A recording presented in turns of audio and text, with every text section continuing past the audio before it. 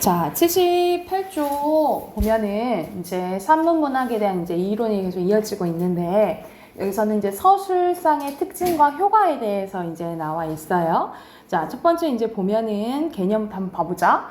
서술자가 우리가 소설에서 말하는 사람이 이제 서술자라 하지. 서술자가 독자에게 이야기하는 전달한 다양한 방법을 서술상의 이제 특징이라고 하는데, 특히 이제 이 서술상의 특징은 시점, 그리고 거리, 인물 제시 방법, 표현 방법, 사건 전개 방식, 문체 등 범위가 되게 넓다라고 보시면 돼요. 그래서 다양한 면모, 우리가 소설을 읽으면서 다양한 면모를 이제 봐야 된다라고 보시면 되겠죠.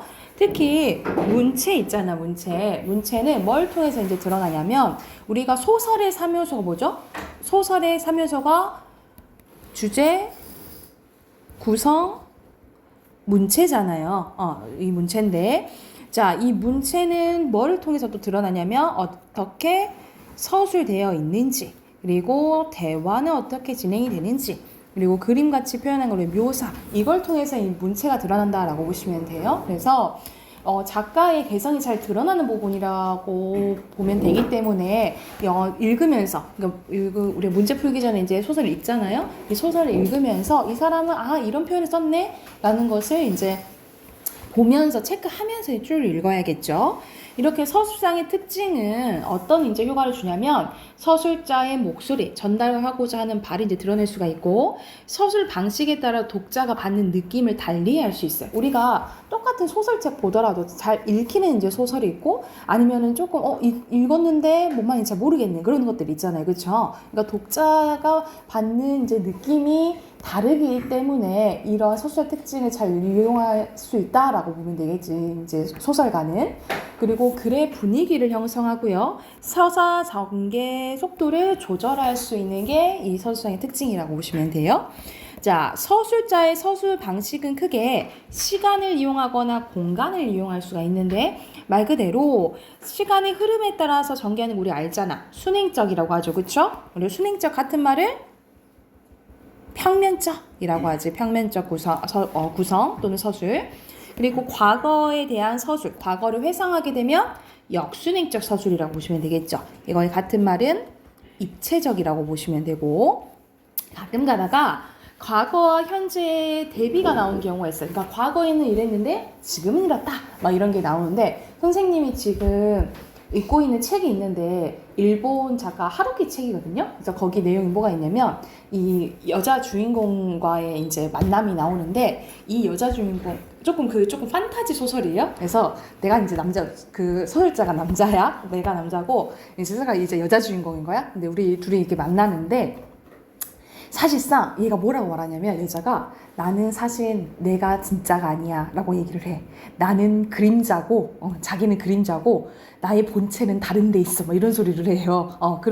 그런 얘기인데, 진짜 그 도시 얘기를 해요. 자기가 살고 있는 도시 얘기고, 진짜는 도시 안에 갇혀 살고 나는 그림자여서 그 도시에서, 그러니까 본체랑 그림자가 분리가 된 거지. 그래갖고 그림자로 밖에 쫓겨나서 이렇게 살고 있어, 이렇게 얘기를 해요.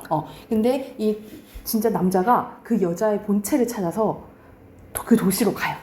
그 비현실적 도시로 가. 그래서 과거에 그 여자랑 만났던 거를 서술하면서 현재 지금 도시에 있는 거랑 교차하면서 이렇게 보여주거든요. 그러니까 이런 것도 되게 스타일을 보여줄 수 있는 방법이라고 보시면 되겠죠. 이런 식으로 과거, 현재가 이렇게 대비돼서 나타나는 경우도 있어요. 아니면은 번갈아 가면서 이렇게 나오는 경우가 있어. 그리고 공간을 활용한 서술 방식은 공간이 이동을 나올 수도 있고요. 예를 들어서 일본에서 출발해서 조선 갔다가 다시 일본으로 돌아가는 이런 여행 같은 구조를 여로형 구조라고 하거든요. 이런 식으로 공간의 이동을 통해서 드러낼 수도 있고, 또는 공간의 대비를 활용할 수도 있겠죠. 조선에서는 이랬는데 일본에서는 이랬다, 이런 식으로 할 수도 있겠지, 그렇지? 그러면 이거에 대한 이제 예시 옆에 한번 봐볼게. 자, 이호철의 나상이라는 작품입니다. 그래서 여기서는 배경이 이제 전쟁 상황이라고 보시면 돼요. 전쟁 상황인데, 자, 시간이 나오네요. 이튿날 형의 걸음걸이는 눈에 띄게 절름거렸는데 이제 부상을 입게 된 거예요. 혼자 소리도 풀이 없었다. 그만큼 걸었음 무던히 왔구만서도 에이 이제 좀 그만 그치듯 무단히 걸었구만서도 하고 주위의 경비병들을 힐끔 곁눈질해 보였대. 경비병들은 물론 아는 체도 안 했다. 바뀐 사람들 꽤나 사나운 배들이었대요. 그날 밤 형은 동생을 향해 나는 형이라고 나왔을 거 보니까는 1인칭인 줄 알았는데 동생이란 단어 나오잖아. 그러면 3인칭인 걸 할 수가 있겠죠. 그치? 시점은 3인칭인 거야. 칠성아 너 집에 가거든 말이다. 집에 가거든 하고는 또 무슨 생각이 나는지 벌쩍 웃으면서 아 내가 무슨 소리 한 거니. 네가 집에 갈 때 나도 갈 텐데 안 그러니? 내가 정신이 빠졌어 하면서 그런 한참 뒤엔 동생 어깨를 끌어안으면서 야 칠성아 하고 보기만 했대. 그러니까 지금 전쟁 상황이고 자기가 부상당했고 이러다가 내가 진짜 집에 돌아갈 수 있을까? 나 못 갈 것 같은데 이런 이제 불안한 생각에 이제 형이 이런 모습을 보여주는 거죠. 며칠이 지날수록 형의 걸음은 더 절룩거려졌는데 행렬 속에서도 별로 혼자 소리를 짓거리지 않았다. 평소에 형답지 않게 꽤나 조심스러운 낯색이었는데 둘레를 두리번거리며 경비병의 눈치를 흘끈거리기만 했다. 이젠 밤에도 동생의 귀에다 입을 대고 이것저것 짓거리지 않았다라는 거죠. 그래서 여기서는 이제 전쟁의 비인간적인 면모에 대해서 얘기한 이제 소설이라고 보시면 돼요. 그러면 여기서는 시점이 형 동생이라 나오니까 3인칭이라 했죠. 그쵸? X죠. 그쵸? 그리고 이튿날 그날 밤 며칠 지날수록 시간순 맞죠. 그치? 그래서 맞다 라고 보시면 돼요. 자, 두 번째 봐볼게. 박태원의 소설 구보시의 일일입니다. 그럼 주인공이 이제 구보시겠죠? 구보는 3인칭이네요. 다시 밖으로 나오면 자기가 어디가 행복을 찾을까 생각한다. 밝아는 대로 그 어느 때인가의 안전지에 가서서 자기 두 손을 내려다보았대요. 구보는 고독을 느끼고 사람들 있는 곳으로 약동하는 무리들이 있는 곳으로 가고 싶다고 생각한다. 그는 눈앞에 경성역이 보인대요. 경성역이 있다라는 건 시세가 일제 강점기 때라는 것을 알 수가 있겠지. 그곳에는 마땅히 인생이 있을 게다. 이 낡은 서울의 호흡과 또 감정이 있을 게다.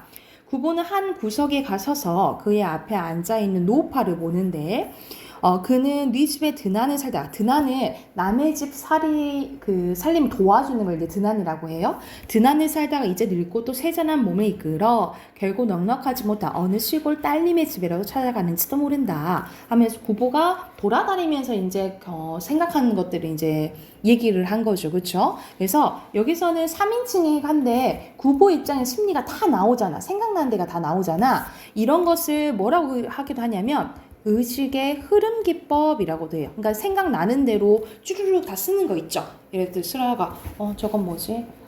흰색이네.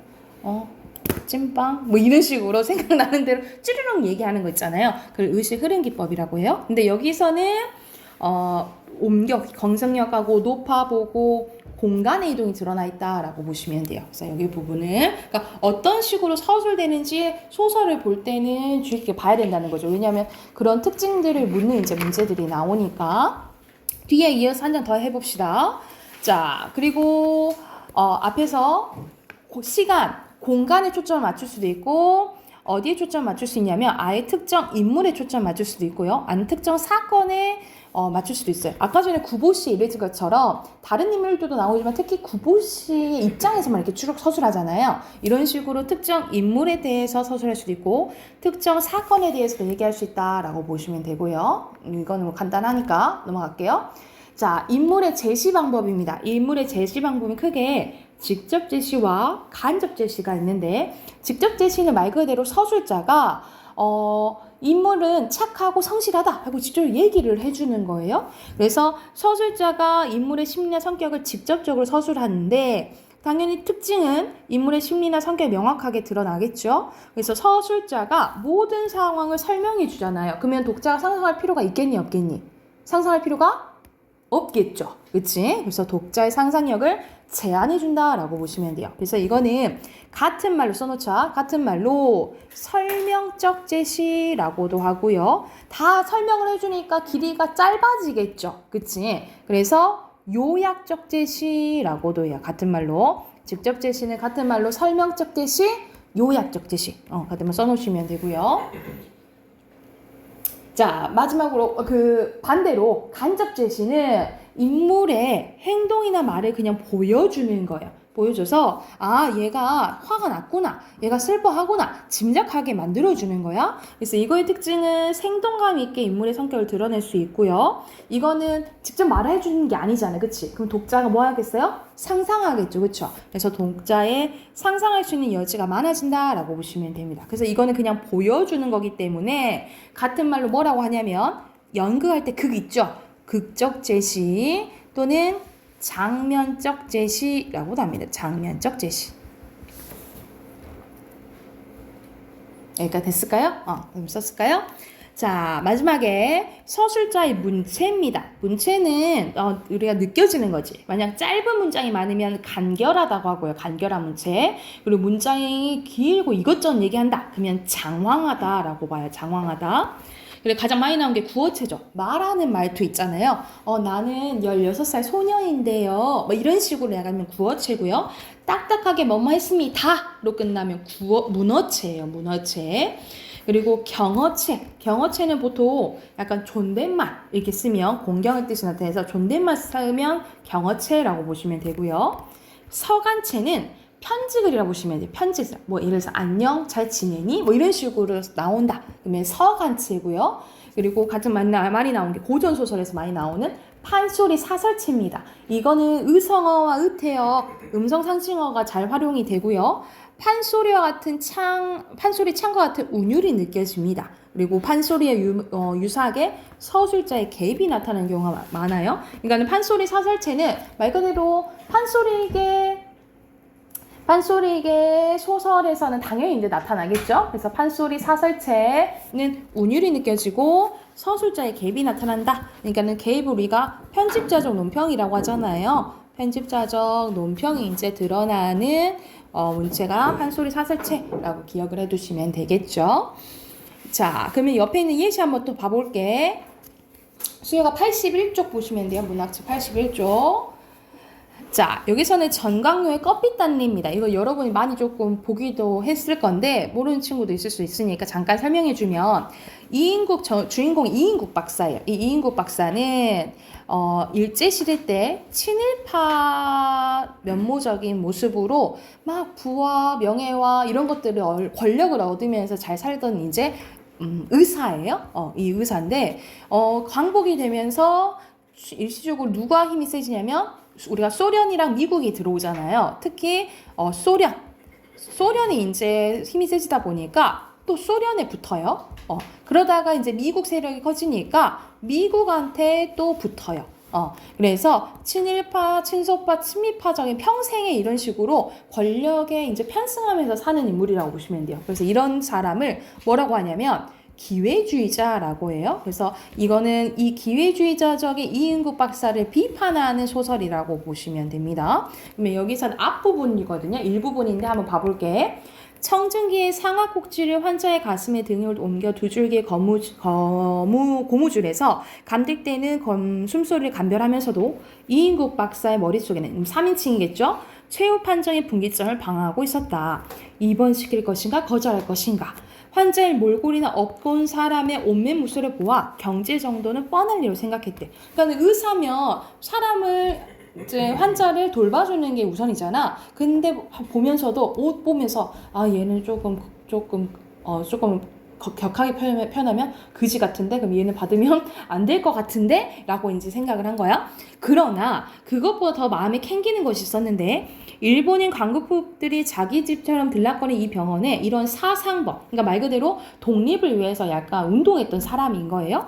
이런 사상범을 입원시킨다는 것은 관선시 의원이란 체면에서도 떳떳하지 못할 뿐더러 자타가 공인하는 모범적인 황국 시민의 공든탑이 하루아침에 무너지는 결과를 가져올 수 있을 거라 생각을 했대. 그러니까 이때는 얘는 친일파적인 모습을 보였던 거죠. 그렇죠? 순간 그는 이런 경우에 가부 결정에 일도양단하는 한 번에 이제 결정 내려버린 거야. 그는 응급치료만 하여 주고 입원실이 없다는 가장 떳떳하고도 정당한 구실로 애걸하는 환자를 돌려보내버렸대요. 환자의 집이 병원에서 멀지 않는 건너편 골목 안에 있다는 것은 후에 간호원에게 들었는데 그러나 이런 것들은 예사로운 일, 보통 있었던 일이기 때문에 아무렇지도 않았대. 근데 나중에 이제 광복을 하고 나서 이인국이 이제 잡혀가거든요. 그러면서 이 사상문을 다시 한번 만나게 돼요. 그런 이야기라고 보시면 됩니다. 그럼 여기서는 윗글의 서술자가 인물을, 그러니까는 이인국 박사에 대한 생각 이런 게 다 나오잖아, 그치? 그러니까 이거 전지적 작가 지점인 거예요. 직접 제시하고 있다라고 보시면 되고, 특히 선생님 앞에서 말했지? 윗물의 심리에 대해서 다 얘기를 해준다라고 보시면 됩니다. 그리고 밑에 작품 하나 더 볼게. 최인눈의 광장이라는 이제 작품인데요. 바로 내용 봐볼게요. 얼른 돌아다 봤으나 아무도 나타나지 않는다. 되도록 천천히 다락에서 내려와 마루에 내려선다. 무슨 할 일이 없는가 찾는 사람처럼 두리번거린다. 방 안에 새삼스레 주의를 끌 만한 것은 없다. 발끝을 살살 밀어서 유리 쪽으로 한 곳에 모으고 꽉 닫는다. 소리 나지 않는다. 더 힘있게 맞는다. 문장이 되게 짧죠? 그만한 힘으로 발바닥은 올려밀 뿐 유리는 바스라질 대로 바스러진 모양이지 꿈쩍도 않는다. 복도로 나선다. 복도에도 인기척이 없다. 선장실로 올라간다. 선장은 없다. 벽장문을 연다. 이런 식으로 보고 드는 건 그냥 서술하잖아. 이것도 의식의 약간 흐름 기법이다 라고 보시면 돼. 앞에 구보실이랑 좀 비슷해요. 총이 제자리에 세워져 있다. 벽장문을 닫는다. 서랍을 열고 아까 선장이 들어오는 바람에 미처 돌려놓지 못한 총알을 제자리에 놓는다. 몹시 중요한 일을 마친 사람처럼 홀가분해진다. 테이블로 가서 해도를 들여다본다. 이 배가 밟아온 자국이 연필로 그려져 있다. 선장이 하는 것처럼 컴퍼스를 손가락에 꼬나잡고 해도 위도 제본에 신용한다. 한참 장난하다가 컴퍼스를 던져버린다. 이때까지 한 손에 부채 있다는 것을 처음 한대요. 그러니까 평소 우리가 읽는 소설과는 조금 느낌이 다르지, 그치? 이런 느낌인데 서술자는 인물의 심리를 다 얘기를 해주죠. 의식 흐름 것뿐이 다 얘기를 해주죠. 직접적이에요. 윗글은 뭐의 이동에 따라서 선생님이 어디로 가는지 밑줄 다 그었잖아요, 그치? 공간의 이동에 따라서 내용이 전개되고요. 그리고 선생님이 이건 문장이 짧다 그랬잖아요, 그쵸? 문장이 짧으면 어떤 느낌? 간결하다라고 보시면 돼요. 그래서 여기서는 간결한 문체를 사용했다라고 보시면 됩니다. 오히려 그래서 약간 촉박하고 불안감을 드러내주는 효과가 있다라고 보시면 돼요. 그래서 각각의 문체마다 특징들이 있거든요. 그래서 그것을 이제 캐치하고 공통점이나 특징 같은 걸 이제 잘 보셔야 되겠죠. 그러니까 됐을까요? 그러면은 우리 독서 꺼내볼까요? 이 다음 작품은 선생님이 다음 시간에 할게. 독서 한번 꺼내봅시다. 독서 14 할 차례거든요.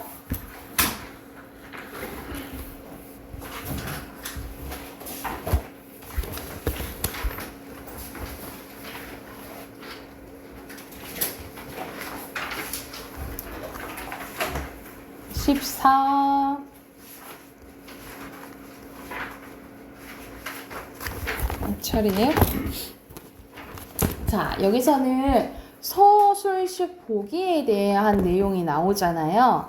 앞에서는 이제 관점이 이제 다른 것들을 이제 파악하는 것들을 했고, 여기서는 서술식 보기 이제 문제에서 보기가 나오면 보기를 잘 이해하고 이제 문제를 풀어야 된다라고 보시면 돼요. 그래서 여기 개념 이야기 한번 봐볼게.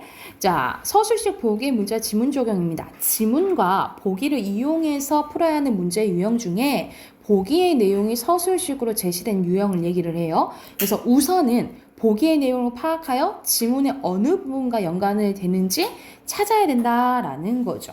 그래서 보기와 관련 지문 내용을 비교 분석했다면 그 내용을 선택지 연결 지어서 맞는지를 판단해야 된다 이 말이야. 그러니까 우리가 보통 지문을 보고 문제를 볼 수도 있고 아니면 문제를 먼저 훑어보고 지문을 볼 수 있는데 이렇게 찾는 것보다 사실상 지문을 보고 문제 보고 다시 한번 보기와 관련된 거 이거 어디서 읽었지? 다시 보면 찾아가서 보는 게 더 빨라요. 그래서 우선 본문 보고 그 다음에 이제 보기 보고 왔다 갔다 이제 해야 된다라는 거지. 그러면 이제 예시 한번 봐볼게요. 이론에 대해서 나오는 애 한번 봐볼게.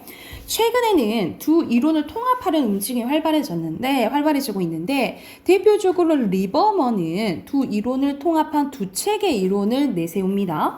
리버먼에 따르면 사람은 모의 이론에서 말하는 모의 실험으로 타인의 마음을 이해하는 거울 체계뿐만 아니라 이론에서 말하는 마음의 작동 방식에 대한 개념적 이론을 통해 타인의 마음을 이해하는 심리학 체계를 모두 가지고 있습니다. 그러니까 거울 체계랑 심리학 체계를 가지고 있다라고 본 거야. 그런데 타인이 무엇을 하고 있는가라는 질문을 통해 타인의 상황을 곧바로 이해할 수 있을 때 거울 체계가 작동하고, 타인이 왜 그렇게 했는가라는 질문을 통해 추상적인 이유를 알고자 할 때는 심리학 체계가 작동을 한대요. 다시 말해 낮은 수준에서 타인의 행위를 이해하기 위해서 무엇에 대한 질문을 던지는 순간은 거울 체계가 움직이고, 높은 수준에서 타인의 신념이나 동기를 이해하기 위해서는 왜? 라는 질문을 던질 순간은 심리학 체계가 작동한다 이 말이에요. 우리가 의식적으로.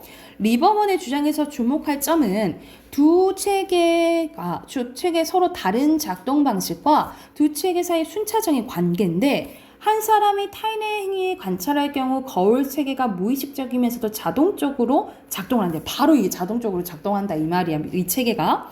이후 의식적인 노력을 기울여 생각에 몰입할 수 있을 때 비로소 심리학 체계가 작동을 합니다. 이는 어떤 사람이 무엇을 하고 있는지를 이해하는 과정이 왜 그렇게 하는지를 이해하기 위한 과정이 선행하면서 논리적인 추론의 전제됨을 의미한다라고 보시면 되겠죠. 그래서 여기서는 이제 이 이론을 보고 보기에 대한 내용이 나온 거예요. 여기서는 또 다른 사람에 대한 내용이 나오네. 갈레세가 이야기가 나와요.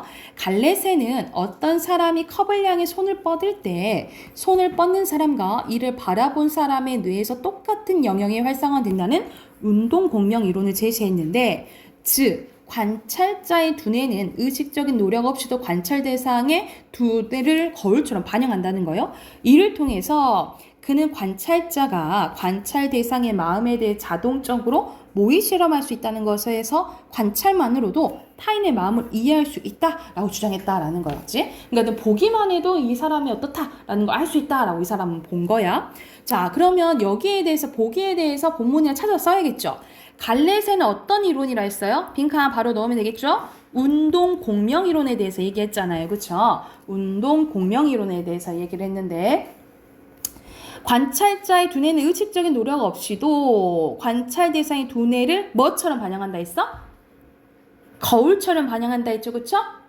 수혁아 빈칸 넣으시고, 관찰자가 뭐 하는 것만으로도, 관찰만 하는 것도 타인의 마음을 이해할 수 있다는 게 보기의 내용이죠. 그래서 이건 리버먼의 뭐와 비슷한 거야? 말 그대로 거울 체계와 비슷하다라고 보시면 되겠죠. 거울 체계와 비슷하다라고 보시면 돼요. 자, 그러면 이거에 대한 이제 내용적인 문제가 91쪽에 있어요. 91쪽 보면. 자, 갈레세는 리버먼의 심리와 체계가 동일한 거야? 방금 얘기했잖아. 거울 체계랑 같다 했잖아요. 그쵸? 그러면 X겠지. 그치? 그리고 2번 봐보자. 리버먼은 사람의 관찰을 통해 타인의 마음을 대해서 자동적으로 모의 실험할 수 있다는 갈레세 견해 동의하겠죠. 비슷하니까 생각이.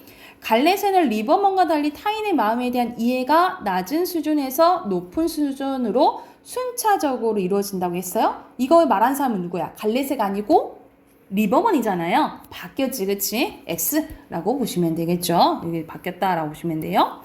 자, 여기 이번에는 또 다른 이제 개념이 나와요. 한번 봐볼게. 과학에서는 관심을 갖는 대상을 개라고 한대요. 영어는 시스템이라고 하고, 개를 제외한 우주의 나머지 부분을 주위, surroundings라고 하고, 그리고 개와 주위 관계를 경계, boundary라고 한대요. 개는 주위와 에너지나 물질의 교환이 일어나지 않는 고립계는 일어나지 않는 거, 교환이. 그리고 주위와 물질 교환 없이 에너지 교환만 일어나는 게 닫힌 게, 다 일어나는 게 열린 게래요. 그럼 세 가지가 있는 거지. 고립계, 닫힌 게, 열린 게가 있는 거야. 연력학 제1법칙에 따르면 우주의 에너지 총량은 일정하죠. 그래서 개와 주위의 에너지 합도는 일정한데, 개와 주위 사이 에너지 교환이 있다면 개의 에너지가 감소할 때 주위의 에너지는 당연히 증가하겠죠. 그리고 개의 에너지가 증가할 때 주위의 에너지는 감소하게 된다. 개와 주위 사이에 에너지 교환이 일어날 때 개의 에너지가 일어나면 플러스로 하고요. 감소하면 마이너스로 표시합니다. 한편 개가 열을 흡수하는 과정을 흡열 과정이라 하고, 방출하는 것을 발열 과정이라 한대요. 그런데 열은 에너지의 대표적인 형태죠. 그래서 흡열 과정과 관련된 열은 플러스 Q라고 하고, 발열 과정에 관련된 열은 마이너스 Q 이렇게 표시를 한다 이 말이야. 그럼 보기의 내용 봐볼게. 물에 담긴 수조의 절반 정도 잠기도록 놓인 비커 속 물에 진한 황산을 넣어서 묽은 황산 용액을 만들면 묽은 황산 용액은 물론 비커 주위의 수조 속 물의 온도까지 높아지는데 이는 황산이 이온으로 되면서 열이 방출되고 이 열이 수조 속 물에 전달되기 때문에 온도가 높아진다라고 보시면 되겠죠. 그러면 이거는 방출이잖아. 열이 방출된다 했잖아요. 그치? 그럼 무슨 과정이에요? 아, 그치. 발열 과정이죠. 이와 관련된 것은 위에서 보면 1, 2문단 중에 2문단의 끝에 나와 있잖아. 2문단에 나와 있죠. 그쵸? 자, 그러면 적용 한번 봐보자. 비커 속 물과 수조 속의 물은 모두 경계에 해당됩니까? 경계가 아니지. 걔 아니면 G겠잖아. 그치? 그러면 이거는 X겠죠? 이건 1문단에 대해서 있고, 걔에 대한 개념 1문단에 있잖아요. 그쵸? 그리고 비커 속 물질 에너지와 수조 속 물의 에너지는 모두 감소하겠어요? 하나가 감소하면 하나는 증가한다 했잖아요. 그치? 그거에 대한 내용은 2문단에 있죠. 그죠? X고요. 묽은 황산 용액이 만들어지는 과정은 발열 과정이죠. 그럼 마이너스 Q 맞습니까? 2문단 보면 마지막에 맞죠. 그치? 이런 식으로 보기를 봐서 본문과 바로바로 적용해서 문제를 풀어야 된다라고 보시면 돼요. 이거에 대한 예시 뒤에 있어요. 문제 풀어봅시다. 92쪽부터 95쪽까지 문제 푸시고 답 확인해 볼게요.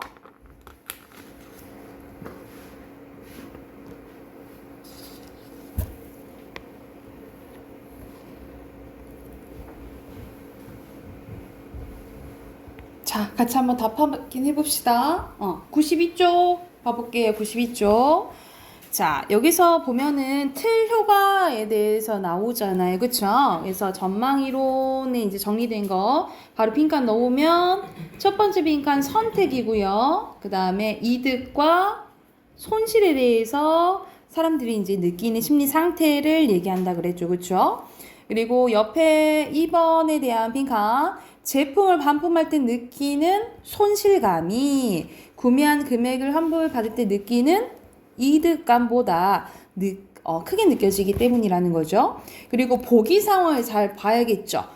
보면은 가는 400명의 사람이 죽게 되고 나는 아무도 죽지 않을 확률이 3분의 1 그리고 600명이 죽게 되는 게 3분의 2잖아요. 그쵸? 근데 자, 틀 효과는 사람들이 선택 상황이 자신에게 이득을 주면 긍정적인 틀로 손실을 주면 부정적인 틀로 인식하는데 긍정적인 틀에서는 확실한 이득을 주는 대안을 선택하고 부정적인 틀에서는 불확실한 손실을 대하는 선택을 합니다. 그러면 보기의 상황에 대한 사람들의 선택은 누가 더 많이 할까? 라고 본 거야. 자, 보기에서 사람들은 상황을 어떻게 이제 인식해요? 당연히 죽는 상황이니까 부정적인 틀로 인식하죠. 그치? 부정적인 틀로 인식할 것이기 때문에 자, 부정적인 틀은 불확실한 것을 선택한다 했잖아. 그치? 그러면 가보다는 나를 선택할 것이다 라고 쓰시면 되겠죠. 이렇게 쓰시면 되겠죠. 됐을까요? 그러면 93쪽 가볼게요. 93쪽에는 관여도에 대해서 나오는데 그거에 대한 것은 2, 3, 4문단이죠. 2, 3, 4문단이고요. 자, 밑에 OX 보면은 여기서는 순서대로 5, 5, 5고요. 그리고 여기서는 XO 이렇게 표시하시면 돼요.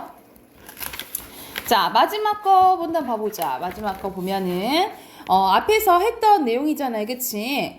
각각 두 이론이 나오고 그 두 이론을 통합한 게 나오는 거죠. 그쵸? 그래서 관련된 거 1번에 1번이고요. 2번에 여기서는 땡땡씨는 그의 신념이 무엇일까 고민했대. 그러니까는 거울 체계가 적용되고 왜 이렇게 의문 간증 거는 심리학 체계가 작동돼야 되는 거잖아요. 그쵸? 그래서 관련된 거는 3번이 되겠죠. 2번에 3번이고요. 자, 3번의 A에 대한 설명으로 알맞지 않은 것은 자, 마지막 A 부분 잠깐 봐볼까? 이건 같이 안 봤는데 잠깐 A 부분 봐보자. 다만 리버먼은 복잡한 과정을 거치지 않으면 공감이 완성되지 않는다면서 진정한 공감은 거울체계, 심리학 체계의 작동을 바탕으로 정서적인 일치와 실천적인 동기까지 나아가야 된다고 설명을 했대. 그러니까는 실천까지 해야 된다는 거죠. 타인의 감정 상태와 동일한 느낌을 가지게 되고 이후 타인을 도와야겠다는 마음이 형성됐을 때 공감이 완성이 된다라고 본 거야. 그러면 여기서 알맞지 않은 것은 4번이겠지. 여의치 않아 돕지 않는 건 조금 멀겠지. 그치? 그리고 4번이에요. 4번은 약간 우리가 실험, 약간 윤리적인 실험과 관련돼서도 이제 이게 많이 나오는데 이거는 조금 쉬웠을 거예요. 알맞지 않은 것은 4번이죠? 알지 못하겠지. 그치? 그래서 마지막 4번은 4번이라고 보시면 됩니다. 이해가 됐을까요? 됐을까요? 넘어가 되겠어요? 그럼 문법 꺼내볼까요?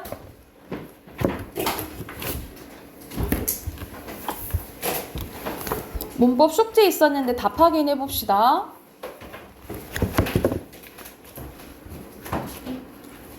(51쪽) 51쪽이에요.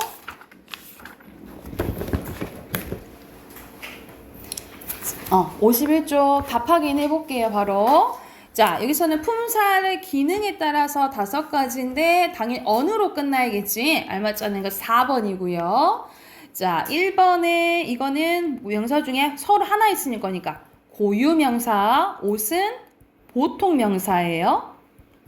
그리고 의존명사 혼자 쓸 수 없고 앞말이 수식을 받아야 되는 거죠. 그래서 가는이 대 꾸며주니까 여기서는 대가 의존명사고요. 자, 그리고 인칭 대명사 대명사는 당신은 그냥 당신 2인칭 아닌가? 라고 했는데 할머니를 얘기하는 거잖아요. 그쵸? 앞에서 나온 것을 다시 얘기한 거지? 그러면 제기칭이 되겠죠. 4번이에요. 그리고 셋이 조사와 합쳐졌잖아. 그치? 조사와 합쳐질 수 있다라는 것은 앞말이 체언이란 소리야. 그러면 체언이니까 이건 수사겠죠.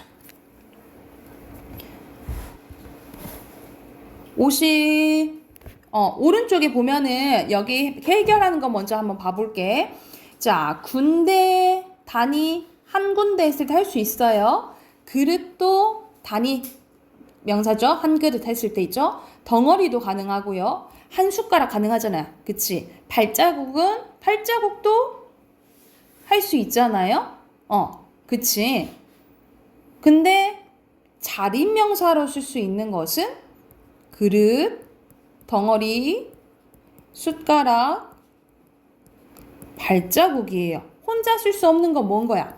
군대인 거야. 군대는 혼자 쓸 수 없는 거야. 그래서 1번이에요. 그래서 1번이다 라고 보시면 되겠죠. 자, 뒤로 넘겨서 이어서 또 합시다. 품사 오늘 거의 마무리 지을게요. 자, 용언이 먼저 나왔네요. 용언은 유일하게 가변을 하고 있지, 그치? 동사, 형용사를 이제 용언이라고 하는데, 동사는 대상의 동작이나 작용, 움직임을 나타내는 말이에요. 그래서 크게 자동사와 타동사라는 했는데 이건 영어 할 때 많이 했죠. 목적어가 필요하면 타동사, 목적어가 필요 없으면 자동사라고 보시면 돼요. 그리고 형용사는 주어의 성질이나 상태를 나타내는 거로 자, 종류가 2가지로 나뉘었으니까 잘 보자. 성상 형용사와 지시 형용사예요. 말 그대로 지시는 가리키는 거야. 그래서 이러하다, 그러하다, 저러하다 라고 보시면 되고 그 외의 것들 있죠. 거의 다 이제 가리키는 거 아니면 성상이라 보시면 돼요. 성상은 말이 어렵게 생각하지 않고 상태나 성질과 상태를 줄여서 말한 거라고 생각하면 돼. 성질과 상태. 그래서 종류가 이렇게 있다라고 보시면 됩니다. 근데 왼쪽에 용언의 특징 잠깐 봐볼게요. 뜻을 1번 봐보자. 뜻을 나타내는 어간과 문법적인 관계를 나타내는 어미로 이루어져 있고요. 용언은 쓰임에 따라서 활용함으로 쓰임 변하는 현상을 활용이라 했잖아요. 그치? 활용함으로 형태가 변하고요. 가변하고요. 용언 중에는 동사로도 쓰이고 형용사로 쓰이는 단어가 있는데 이런 용어들은 동사로 쓰일 때와 형용사 쓰일 때 의미가 달라진다라고 보시면 돼요. 그러니까 예를 들어서 그는 수업에 항상 늦는다, 니은다가 들어가잖아. 그러면 동사예요. 근데 발걸음이 늦다, 그건 상태잖아. 그땐 형용사인 거야. 이런 식으로 똑같은 형태들 쓰임에 따라서 동사로 쓰일 때도 있고 형용사로 쓰일 때도 있다라고 보시면 돼요. 그리고 가장 여러분이 그러면 동사랑 형용사랑 게 헷갈릴 때가 있잖아, 그치? 그럴 때는 이렇게 니은다를 넣어보세요. 는다나 니은다를 넣어서 현재 시제 선어말 어미를 넣어서 말이 되면 동사고요.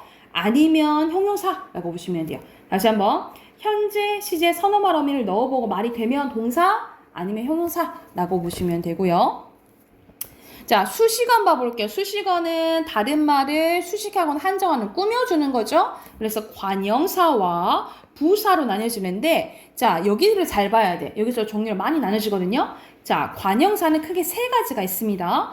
관형사는 체형 꾸며준다 했잖아요. 성상관형사, 지시관형사, 수관형사가 있어요. 성상은 말 그대로 앞에랑 똑같아요. 성질이나 상태를 꾸며주는 관형사고요. 지시는 가리키는 거, 또는 무슨 소리 이런 거라 보면 되고, 선생님이 앞에 우리가 어저께 선생님 얘기했잖아. 수를 나타낸다 해서 다 수사는 아니라고 했잖아요. 그쵸? 뒤에 체언을 꾸며주면 수관형사라고 보시면 되겠죠. 수관형사예요. 그래서 관형사인 종류가 세 가지가 있는데 뭐가 있다? 성상, 지시, 수관형사가 있다 라고 보시면 돼요.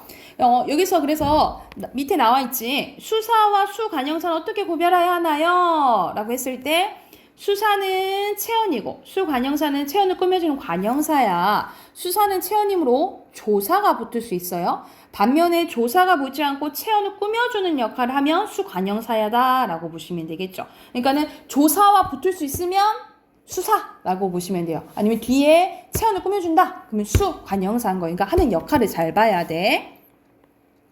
자, 부사 봅니다. 부사는 크게 성분부사와 문장부사로 나뉘어져요. 성분부사는 한 가지 문장 성문을 꾸며주는 거라면 문장부사는 문장 전체를 꾸며주는 거라 생각하시면 돼요. 근데 이 성분부사도 또 나뉘어지네. 성상, 지시, 부정으로 나뉘어져요.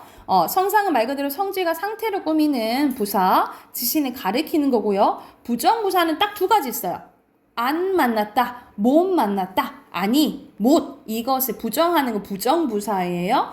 또는 추가적으로 뭐 얘기하기도 하냐면 여러분 그 소리를 흉내내는 말 의성어잖아요. 그치? 그리고 모양을 흉내내는 말 의태어잖아요. 그쵸?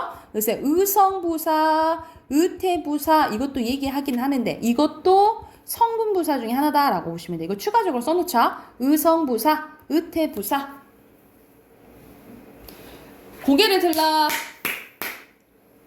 의성부사, 의태부사 여기 써놓으시면 돼요. 성분부사 중에 하나예요. 그래서 성분부사에는 대표적으로 세 가지 나오기도 하거든요. 근데 추가적으로 이렇게 나오기도 하니까 알아두긴 하게. 그래서 성상, 지시, 부정, 의성, 의태 이렇게 있고요. 문장부사는 문장 전체 꾸민다 했잖아요. 그치? 근데 또 두 가지로 나뉘어져요. 양태부사와 접속부사로 나뉘시는데 예를 들어서 살려줘, 제발이라던가 잊지 않겠다, 결코 또는 과연 그가 사람일까? 뭐 이런 식으로 문장 전체를 꾸며주면은 문장 전체를 꾸며주는데 심리적 태도가 들어가면 양태부사예요.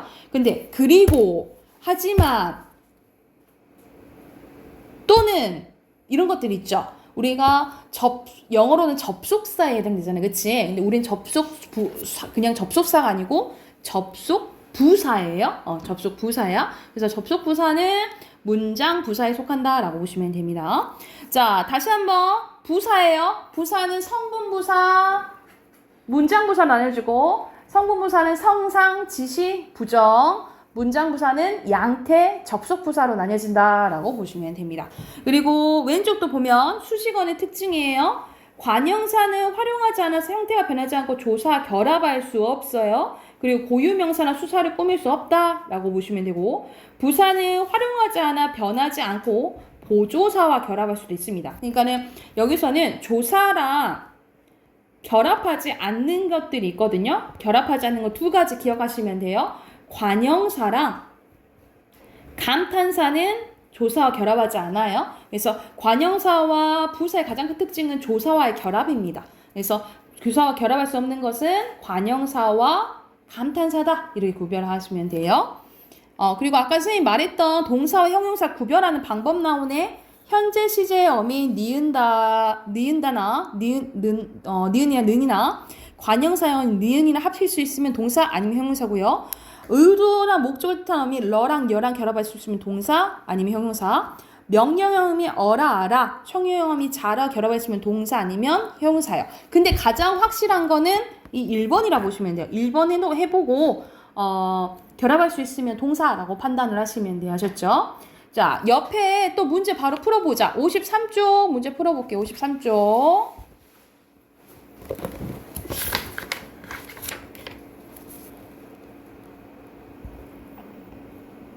자, 같이 봐보자. 53쪽. 빈칸 주어를 서술하는 기능을 하고요. 그래서 동사와 형용사로 구별할 수 있죠. 바로 밑에 쓰면은 형용사, 동사, 형용사, 동사죠. 그리고 형용사는 뜨거운, 아름다운이고요. 그리고 관형사는 새, 예쁘는 형용사죠. 그러니까 형태가 변하는지 안 변하는지를 봐야 돼. 그리고 2번에는 그랑 새고요. 그리고 3번에 모든입니다. 그리고 제발은 문장 전체예요. 문장 대굴대굴을 굴렀다 하니까는 성분부사죠. 선생님이 이러한 의태어도 성분부사라 했잖아. 그치? 자, 옆에 뭘 꾸몄는지를 봐볼게. A의 E는 꾸며 주죠. 그치? 그는 어떻게 수식을 받는 건 뭐야? 사과지. 사과는 명사죠. 그쵸? 바로바로 할게. B의 그도 수식하죠. 수식하는 건 책이고 책도 명사죠. 그쵸? 그리고 여기는 수식하지 않지. 그래서 수식받는 게 없어요. 없어요. 그리고 일이 가까이가 아니잖아. 일이 오라는 거지. 그치? 오게를 꾸며요. 오다는 동사죠. 그쵸? 그리고 글이 보내겠는 거지. 보내겠습니다. 보내겠습니다. 를 꾸며주고 보내다도 동사죠. 그래서 답은 근데 답은 묶으면 C가 혼자여야 되잖아. 2번이죠. 됐을까요? 자, 오늘 되게 중요한 거예요. 선생님 50 오늘 하면 이렇게 관계형까지 할게요. 자, 여기서는 관계형은 조사가 유일하게 하나 있는데 문장에서 단어들의 관계를 나타내는 거예요. 그러니까 예를 들어서 쓰라, 밥, 먹어. 의미는 통해요. 그치? 근데 쓰라가 밥을 먹어. 가랑 을이 이제 붙어야지 문장에서 역할이 확실히 정해진다라고 보시면 되겠죠. 단어와 단어의 관계를 이제 나타낼 수 있겠죠. 이게 가가 붙으면서 주어가 되는 거고 을이 붙으면서 뭐가 되는 거예요? 목적어가 된다라고 보시면 돼요. 그래서 이러한 역할을 하는 게 조사라고 보시면 되는데 이 조사는 크게 세 가지로 나뉘어져요. 격조사, 보조사, 접속조사로 나뉘어져요. 가장 중요한 게 이제 격조사죠. 이 격조사는 말 그대로 자격을 부여한다라고 보시면 돼요. 체언이나 체언굿이라는 말 뒤에 붙어서 앞말이 다른 말에 대해서 가진 일정한 자격을 나타내는 조사인데, 그러니까 우리가 문장 성분 배웠잖아. 주어, 서술어, 목적어, 보어, 관형어, 부사어, 독립어 이런 거 배웠잖아요. 이 문장 성분의 역할을 만들게 해주는 게 이 조사라고 보시면 됩니다. 우리가 문장 성분 7개라고 배웠잖아요. 그치? 7성분이잖아요. 그래서 격조사도 7개예요. 그래서 첫 번째, 주어를 만들어주면 말 그대로 주격조사예요. 주격조사에는 이가, 에서, 깨서가 있습니다. 그래서 보통 이가를 주격조사라고 해요. 에서는 단체 나타낼 때, 예를 들어서 운동회가 열렸다. 학교에서 이런 식으로 단체할 때 에서가 쓰여요. 근데 보통 이가라고 보시면 됩니다. 깨서는 높임이니까. 근데 선생님 은느는요? 보통 은느니가 아니에요. 이렇게 했을 때 은느는 여러분 보조사예요. 격조사 아니야. 이거 기억해. 은느는 보조사지 주격조사 아니에요. 그래서 주격조사에 뭐가 있다? 이가가 있고요. 목적어를 만들어주는 건 목적격조사. 을밖에 없어요. 을을. 그리고 서술어 역할, 우리 서술격 조사는 많이 했지? 유일하게 형태가 변하잖아요. 유일하게 가변하잖아요. 이다고요. 관형어를 만들어주는 관역격 조사는 하나밖에 없어. 의 하나밖에 없다라고 보시면 되겠죠. 이런 거는 외워놔야겠지, 그치? 유일하게 하나밖에 없으니까 의고. 부사격 조사는 많거든요. 더 많거든요. 그래서 나머지 것들을 외우고 나머지는 다 부사격 조사라고 생각하시면 됩니다. 근데 보통 대표적인 게 에서, 으로, 가, 보다 이걸 부사격 조사라고 해. 그리고 보호격 조사는 보어 만들어주는 거죠. 그리고 보어는 되다 아니다 앞에서 보어라 했잖아요. 그치? 이것도 이가 똑같아요. 그래서 이가 주격 조사랑 똑같긴 하지만 되다 아니다 앞에서 뭔 거야? 보온 거예요. 그래서 이것은 주어, 아니다 서술어, 피자가 이때가 보어라고 생각하시면 되고요. 호격 조사는 부를 호자예요. 뭐뭐야 부르는 거 있잖아요. 아, 야, 하늘 시여 이렇게 부르는 걸 호격조사라고 합니다. 그래서 이렇게 격조사는 몇 가지? 7가지예요. 주격, 목적격, 서술격, 관형격, 부사격, 보격, 호격 이렇게 있다라고 보시면 되고 자, 보조사입니다. 보조사는 특별한 뜻을 더해주는 거예요. 선생님 여기 말했지? 은는 보조사야. 대조로 나타내고요.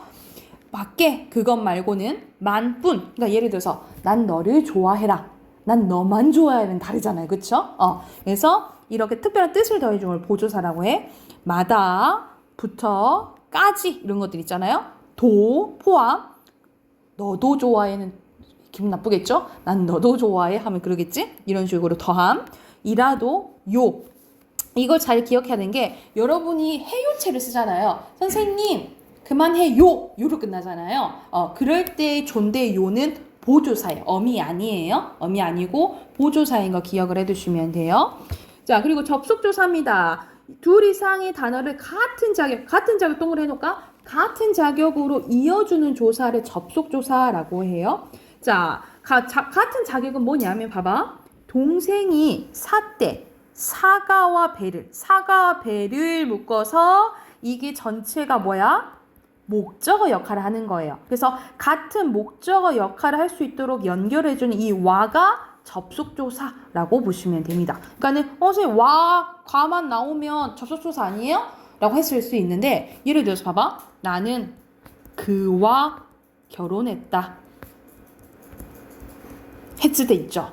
이때의 와는 부사격 조사예요.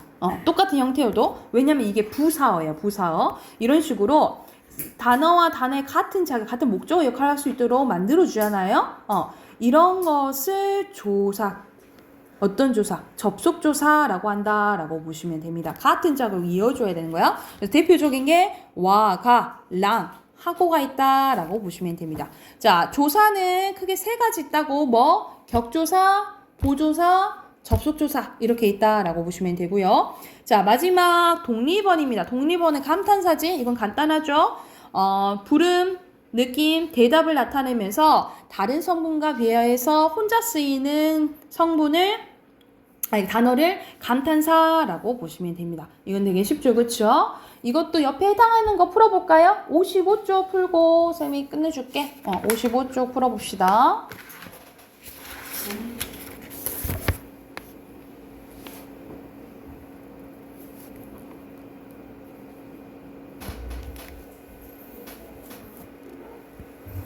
자, 답하기 같이 해봅시다. 1번에 보조사죠. 와는 같이 목적어 만들어주니까 접속조사. 을은 목적격 조사니까 격조사죠. 그리고 격조사에 동그라미 칠게. 가에서 을, 을 이렇게 보시면 되겠죠. 이렇게가 조사고요. 서술격 조사는 형태가 변하죠? 맞죠? 그리고 밑에는 이렇게 표시하시면 되고요. 그리고 감탄사는 예, 뭐, 저런, 네 쓰시면 됩니다. 됐을까요? 자, 옆에는 또 분석하는 거 봐보자. 이 격조사가 그리고 옆에는 가죠? 다 격조사죠? 그리고 접수도 랑도 디귿의 마는 보조사 그리고 리을의 이는 가, 그리고 나죠. 그리고 미음의 이는 가, 그리고 보시나요? 나예요. 그러면 리을의 이는 뭐 꾸며줘 지금? 아니 뭐 옆에 있어요? 체언 뒤에 있고 도는 용언 뒤에 있죠. 그쵸? 그쵸? 그리고 마는 천천히니까 부사 뒤에 있죠. 그쵸? 그리고 이것이 조사 1개, 여긴 조사 없고 만으로도 조사 3개예요. 이렇게 봤을 때 알맞지 않은 것은 3번이죠. 다른 걸로 만들어주진 않아요. 밑에 순서대로 1번에 고유, 2번에 의존, 3번에 명사, 4번에 수량, 순서, 5번에 관형사, 부사예요. 그리고 6번에 체언, 그리고 체언이고요. 그리고 자동사, 타동사, 그리고 성질, 상태, 격조사, 그리고 접속조사죠. 그리고 독립적 이렇게 쓰시면 됩니다. 여기까지 됐을까요? 선생님이 이번 주에는 숙제는 안 해줄게요. 숙제 안 해주고 다음 주에 단어만 외우세요. 13, 14대예요. 13, 14대 외워오시면 돼요.